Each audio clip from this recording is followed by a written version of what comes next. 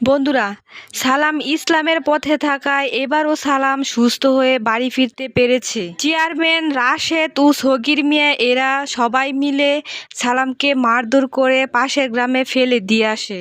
ইমনের বউ রাস্তা দিয়ে যাওয়ার সময় সালামকে আহত অবস্থায় পেয়ে তাকে বাড়ি নিয়ে সেবা যত্ন করে সুস্থ করে তোলে।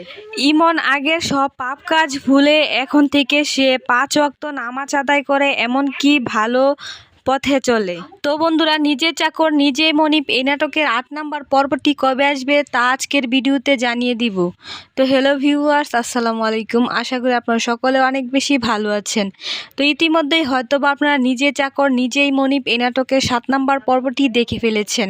এখন 8 নম্বর পর্বটি দেখার জন্য অধীর আগ্রহে বসে আছেন। আজকের এই ভিডিওতে জানিয়ে দিব নিজের চাকর নিজেই মনিব এই নাটকের 8 নম্বর পর্বটি কবে আসতে চলেছে। বন্ধুরা, ধৈর্য সহকারে পুরো ভিডিওটি দেখবেন, তাহলে জানতে পারবেন নিজে চাকর নিজে মনিব এই নাটকের 8 নম্বর পর্বটি কবে আসতে চলেছে।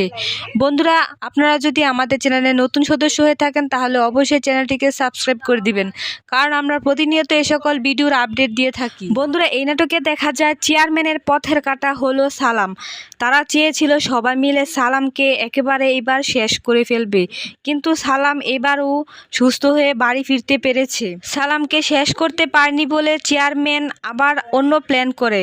তারা প্ল্যান করে চৌধুরী সাহেবার বাড়িতে অনেক গরিব দুঃখী মানুষকে খাওয়াবে, তখন সেই খাবারে বিষ মিশিয়ে দিবে, আর বিষ মিশানোর ফলে তারা সবাই শেষ হয়ে যাবে।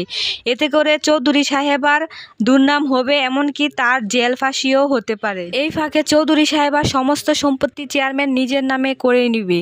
তো বন্ধুরা, চলুন বেশি কথা না বাড়িয়ে জানা যাক নিজে চাকর নিজেই মনিব এই নাটকের 8 নম্বর পর্বটি কবে আসতে চলেছে। হ্যাঁ বন্ধুরা, এই নাটকটি আগামী মঙ্গলবার বিকেল 3 ঘটিকায় ইগল ইসলামিক নাটক ইউটিউব চ্যানেলে আসতে চলেছে। আশা করি সকলে বুঝতে পেরেছেন। সেই সাথে পরবর্তী ভিডিও দেখার আমন্ত্রণ জানিয়ে বিদায় নিচ্ছি। আল্লাহ হাফেজ।